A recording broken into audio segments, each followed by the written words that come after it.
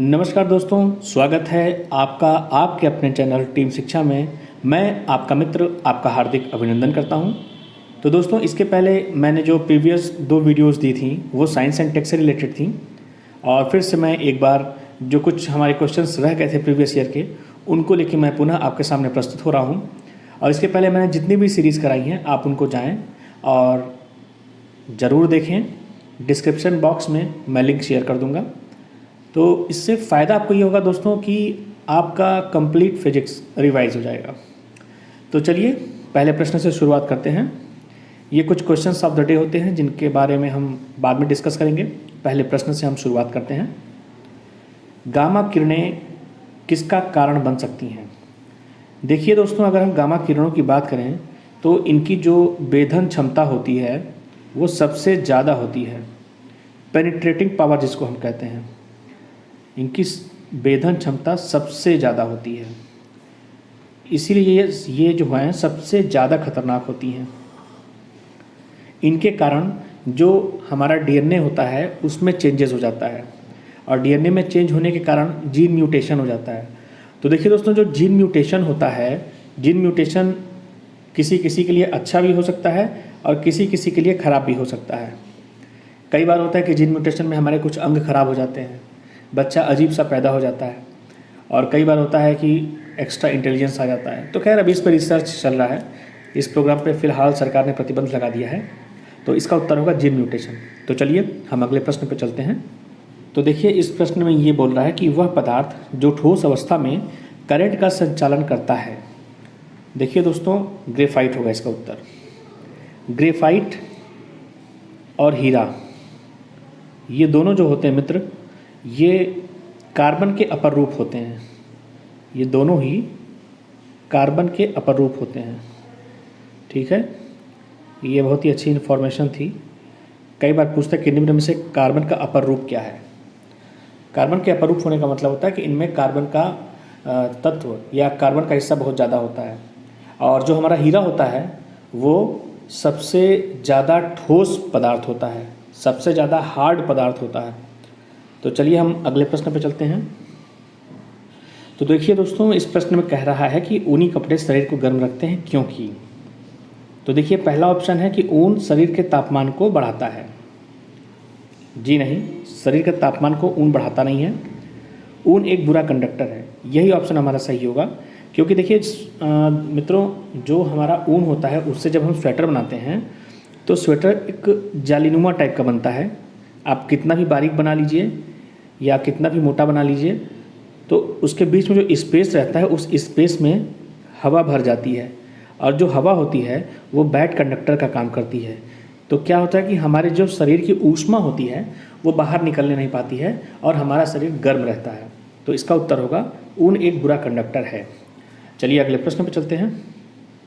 धुंध के कारण होता है। देखिए, धुंध किसके कारण होता है? तो जब टेम्परेचर हमारा कम होने लगता है तो जो हमारे जल वाष्प हैं वो सॉलिड बनने लगते हैं और धीरे धीरे जमने लगते हैं, और हमको एक मतलब कि धुआं टाइप का लगने लगता है सामने से देखने पर, और हमको चीज़ें दिखाई देने बंद हो जाती हैं, हमारी विजिबिलिटी कम हो जाती है। तो धुंध का जो मेन कारण होता है वो होता है कम तापमान पर जल वाष्पों का जम जाना। ठीक है, तो ये ठंडक में होता है। चलिए हम अगले प्रश्न पे चलते हैं। एक टावर के ऊपर से गिरा हुआ कण समान दूरी पर जमीन पर गिरता है जो टावर की ऊंचाई के बराबर है। तो निम्नलिखित में से कौन से पथ द्वारा कण जाएगा? देखिए, मान लीजिए कि अगर ये टावर है h ऊंचाई का और जो कण है वो h डिस्टेंस पे गिरता है, तो जो इसका पाथ होगा ये कुछ इस तरीके से गिरेगा, और इस पाथ को हम कहते हैं परवलयिक।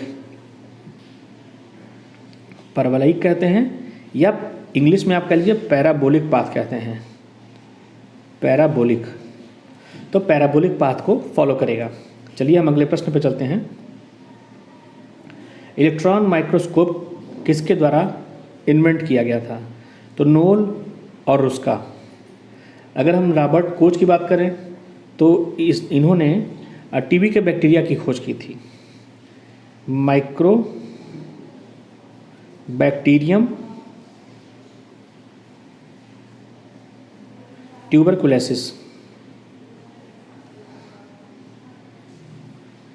ये टीबी का बैक्टीरिया होता है और रॉबर्ट कोच ने टीबी के लिए टीके का आविष्कार किया था।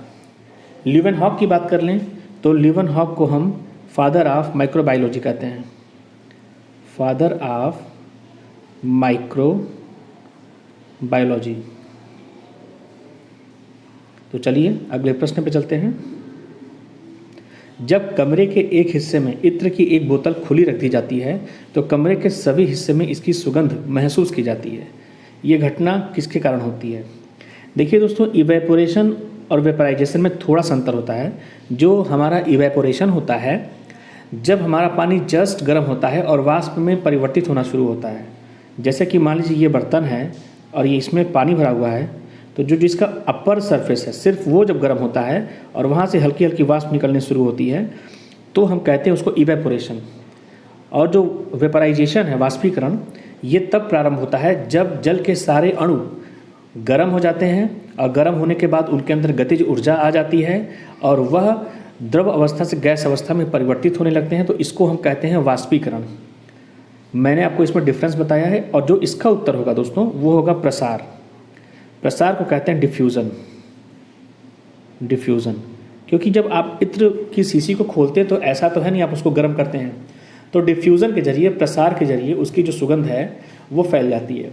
देखिए इस प्रश्न को और घुमा के इस तरीके से पूछ सकता है कि जो हमारी फूल होते हैं, जब हम कहीं पर फूल लगाते हैं तो उसकी सुगंध चारों तरफ फैल जाती है, क्यों? तो उसका भी सेम उत्तर होगा प्रसार या डिफ्यूज़न के कारण।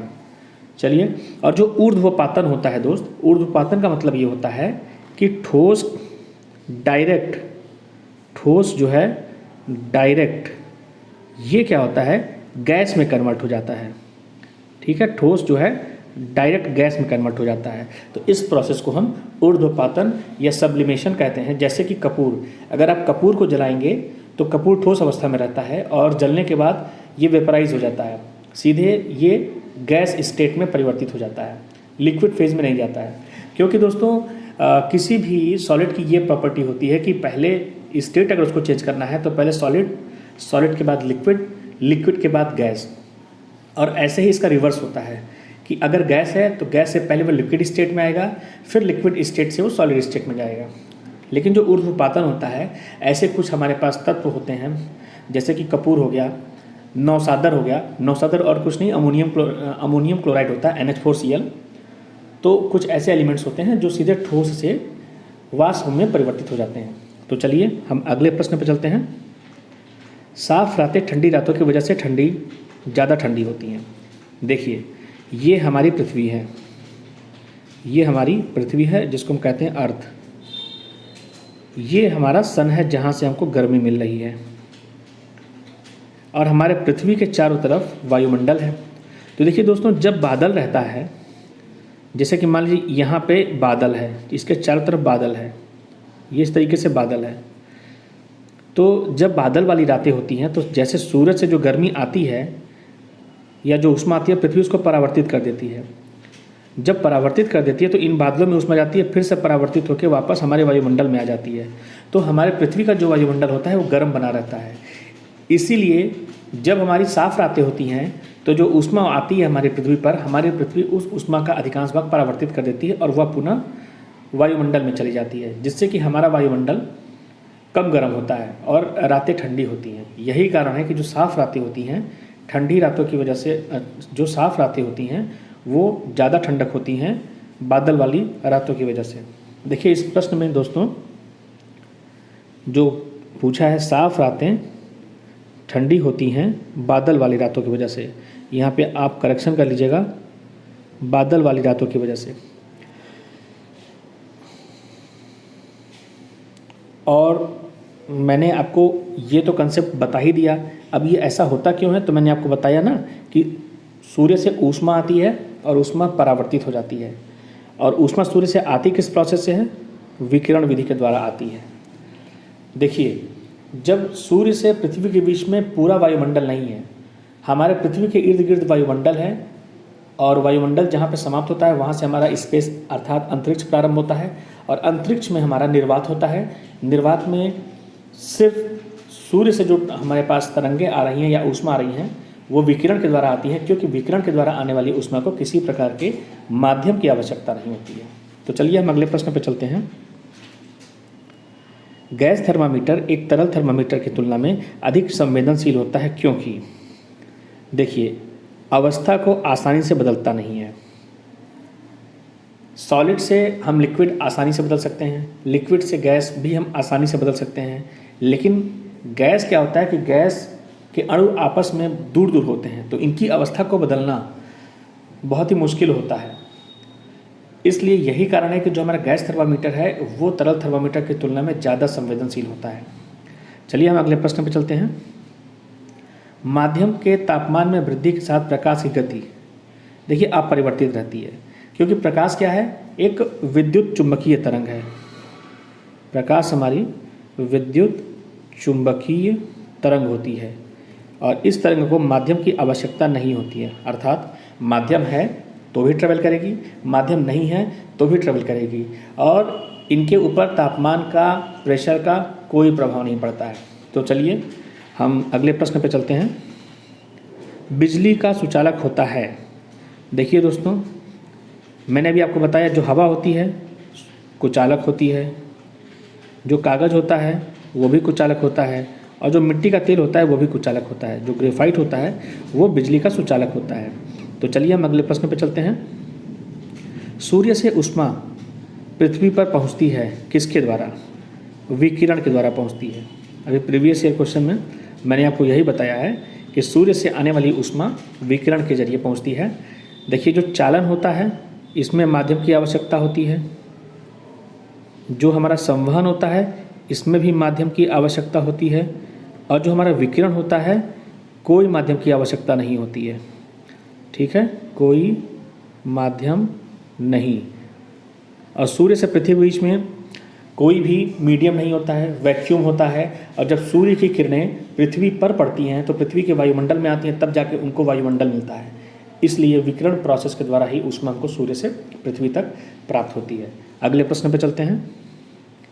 निम्न में से किस मामले में कार्य में गतिज ऊर्जा का उपयोग किया जा रहा है?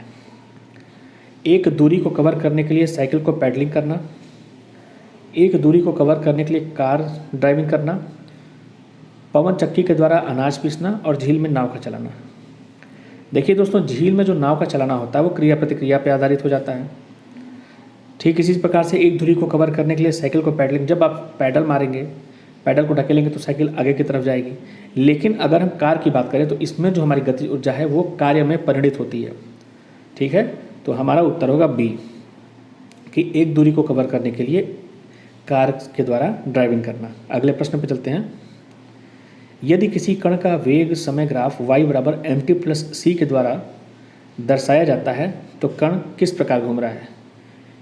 ये जो है निरंतर त्वरण के साथ घूम रहा है। ठीक है दोस्तों, निरंतर त्वरण क्यों होता है? देखिए कुछ ऐसा ग्राफ बनेगा। ठीक है, इस तरीके का ग्राफ बनेगा। तो देखिए यहाँ पर मान लीजिए कि अगर हम देखें तो यहाँ पे अगर हमारा त्वरण 1 था, 10 था, इस पॉइंट पे देखें तो ये 20 हो गया, इस पॉइंट पे देखें तो ये 30 हो गया। तो इस प्रकार से कंटिन्यूसली हमारा त्वरण जो है इसमें देखा जाए तो 10 मीटर प्रति सेकंड स्क्वायर के हिसाब से हमारा त्वरण बढ़ रहा है। तो ये कांस्टेंट त्वरण के साथ वो कण जो है या पार्टिकल जो है मूव कर रहा है। तो चलिए हम अगले प्रश्न पर चलते हैं। कह रहा है कि निम्नलिखित में से कौन सा पहले हुआ था? देखिए अल्बर्ट आइंस्टीन ने जनरल थ्योरी ऑफ रिलेटिविटी का प्रस्ताव कब दिया था? ये इन्होंने दिया था 1907 से 1915 के बीच में। ठीक है, मैक्स प्लैंक ने क्वांटम थ्योरी कब दी थी? इन्होंने दी थी 1900 में। मार्कोनी ने पहला वायरलेस सिग्नल कब भेजा था? 1901 में। और राइट ब्रदर्स ने सफलतापूर्वक विमान कब उड़ाया था? 1903 में। ठीक है, तो इसका जो उत्तर हो जाएगा वो हो जाएगा ऑप्शन बी, सबसे पहले मैक्स प्लैंक ने क्वांटम थ्योरी दी थी। तो चलिए हम अगले प्रश्न पे चलते हैं। तो देखिए इस प्रश्न में कह रहा है कि जब यात्री बस में बाहर की ओर गिर जाता है, जब अचानक मोड़ लेती है, तो ऐसा क्यों होता है? देखिए अगर बस इस डायरेक्शन में जा रही थी और वो अचानक से टर्न लेती है तो हमारा जो शरीर है वो अभी भी इस डायरेक्शन में ही गतिमान होता है। ठीक है, अगर ये नॉर्थ मान लें और अगर हम इसको वेस्ट मान लें तो जो बस है वो वेस्ट की तरफ मुड़ गई है, लेकिन हमारा जो मूवमेंट है वो नॉर्थ की तरफ रहेगा। और ऐसा क्यों होता है? क्योंकि हमारे ऊपर गति का जड़त्व कार्य करता है। गति के जड़त्व के कारण हम अपर डायरेक्शन में काम कर रहे हैं और अचानक से बस टर्न लेती है तो हम गिर जाते हैं। तो चलिए अगले प्रश्न पर चलते हैं। जब दबाव बढ़ जाता है तो बर्फ़ का गलनांक क्या हो जाएगा? देखिए, बर्फ़ का गलनांक घट जाएगा। क्यों? क्योंकि देखिए आपको पता है PV बराबर nRT होता है, ठीक है। इसका मतलब है P is proportional to T। Pressure बढ़ेगा तो टेम्परेचर बढ़ेगा, और जब टेम्परेचर बढ़ेगा तो बर्फ़ जो है जल्दी जल्दी पिघलने लगेगा, तो इसका जो गलनांक है वो घट जाएगा। तो चलिए हम अगले प्रश्न पर चलते हैं। देखिए दोस्तों, इसी प्रकार से इस प्रश्न को ऐसे घुमा के पूछता है कि अगर एक बर्फ़ का पहाड़ है तो सबसे पहले बर्फ़ उसके बॉटम में पिघलती है। क्यों? क्योंकि दोस्तों बॉटम में क्या होता है? प्रेशर ज़्यादा होता है। प्रेशर ज़्यादा होने के कारण टेम्परेचर ज़्यादा होता है, और जो टेम्परेचर होता है वो बर्फ़ को पिघलाने लगता है। तो इस प्रश्न का और जो मैंने एग्जाम्पल दिया उस प्रश्न का उत्तर एक ही है। तो प्रश्न की प्रकृति को आप समझते रहिए। चलिए हम अगले प्रश्न पर चलते हैं। अनुदैर्ध्य तरंगों को किस माध्यम में यात्रा नहीं कर सकती? देखिए, अनुदैर्ध्य तरंग क्या होती है? हमारी जो ध्वनि है वो अनुदैर्ध्य तरंग है।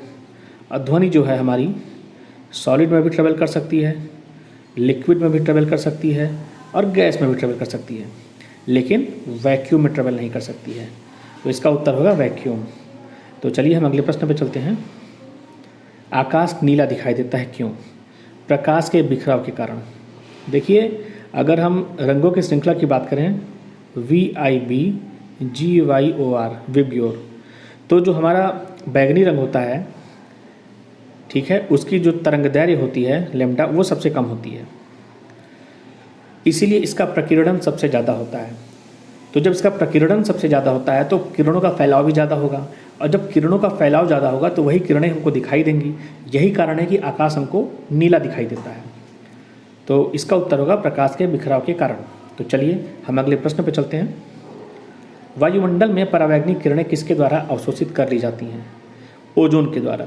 देखिए, ये हमारी अर्थ है, इसके ऊपर हमारा होता है ट्रोपोस्फियर, और इसके ऊपर हमारा होता है स्ट्रेटोस्फियर, जिसको हम कहते हैं समताप मंडल। समताप मंडल। तो जो हमारा क्षोभ मंडल है, ट्रोपोस्फियर को कहते हैं हम क्षोभ मंडल, ठीक है।